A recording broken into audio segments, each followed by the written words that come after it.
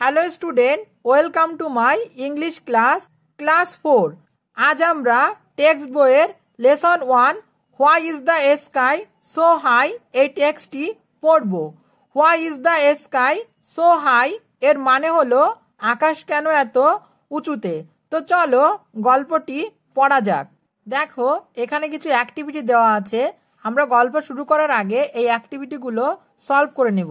দেখো বলেছে match column A with column B, মানে কলাম এর সঙ্গে কলাম বি কে মেলাতে হবে। এদিকে দেখো কিছু শেপস দেওয়া আছে আর এদিকে ইংলিশে কিছু লেখা আছে। এটা হলো সান, এটা ক্লাউড, এটা স্টার, এটা হলো মুন। দেখো এখানে লেখা আছে ব্রিংস রেইন, বৃষ্টি আনে। বৃষ্টি কে আনে? বৃষ্টি আনে মেঘ। তার মানে আমরা এই ছবির সঙ্গে এটা মিলাবো।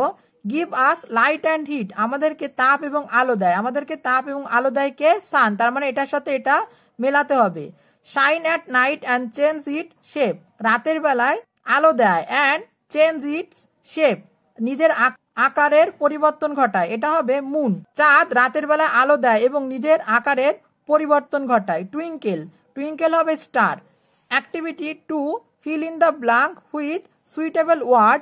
We see the sun, the cloud, star and the moon. In the we see the sun, আমরা দেখতে পাই সূর্যকে, দ্য ক্লাউড মেঘকে, স্টারকে তারাকে, অ্যান্ড দ্য মুন চাঁদকে, ইন দ্য আমরা কোথায় দেখতে পাই এগুলোকে? আকাশে। এখানে হবে sky. We dash touch this, আমরা এগুলোকে কি করতে পারি না? স্পর্শ করতে পারি না। তাহলে হবে we can not touch this. চলো এবার আমরা গল্পটি পড়ি। লেটস রিড, চলো পড়া যাক। It was 10 o'clock in the night, এটা ছিল রাত 10টার সময়। Mimi and Raju had not yet gone to bed, Mimi এবং Raju had not yet gone to bed, Mimi এবং রাজু এখনো বিছানায় ঘুমোতে যায়নি। They wanted to hear a bed time story from their mother, they wanted to hear তারা শুনতে চেয়েছিল এ বেড টাইম স্টোরি ঘুম পাড়ানির গল্প, ফ্রম দেয়ার মাদার তাদের মায়ের কাছ থেকে। So Mimi and Raju's mother lay down with them on the bed, so সুতরাং Mimi and Raju's mother lay down শুয়েছিল, হুইথ দেম তাদের সাথে, অন দ্য বেড বিছানাতে। All right then mother said I will tell you a story, all right then ঠিক আছে, mother said মা বলল, I will tell you আমি তোমাদেরকে বলবো, এ স্টোরি একটি গল্প। I hear this from my mother when I was your age, I hear this আমি এই গল্পটি শুনেছিলাম, ফ্রম মাই মাদার আমার মায়ের কাছ থেকে, হোয়েন যখন, আই ওয়াজ ইয়োর এজ আমি ছিলাম তোমাদের বয়সী। What is the story all about, Mimi and Raju asked all excited. What is the story গল্পটি কি? মিমি অ্যান্ড রাজু আস্কড মিমি এবং রাজু জিজ্ঞাসা করলো, অল এক্সাইটেড উত্তেজনার সাথে। It is about the sky mother said smiling, এটা আকাশকে নিয়ে, মাদার সেইড মা উত্তর করলো, স্মাইলিং হেসে। Do you want to hear it তোমরা কি এটা শুনতে চাও? ও ইয়েস দে সেইড তারা হ্যাঁ বলল। মাদার বিগান দ্য টেল মা গল্প বলতে শুরু করলো। Long ago everybody could touch the sky, long ago অনেকদিন আগে, এভরিবডি প্রত্যেকেই, কুড টাচ দ্য স্কাই আকাশকে ছুতে পারত। The sky stretched like an umbrella over the earth, the sky আকাশটি স্ট্রেচড প্রসারিত হয়েছিল, লাইক অ্যান আমব্রেলা ছাতার মতো, ওভার দ্য আর্থ পৃথিবীর উপর, আকাশ পৃথিবীর উপর ছাতার মতো প্রসারিত হয়েছিল। He played with little children, he played সে খেলা করত, হুইথ লিটল চিলড্রেন ছোট্ট বাচ্চাদের সঙ্গে। দে থ্রু বল অ্যাট হিম, দে মানে বাচ্চাদের কথা বলা হচ্ছে, দে থ্রু বাচ্চারা ছুড়ে দিত, বল বলকে, অ্যাট হিম আকাশের দিকে, হি থ্রু দ্য বল ব্যাক, এখানে হি বলতে আকাশের কথা বোঝানো হয়েছে, আকাশও বাচ্চাদের দিকে বল ছুড়ে মারত।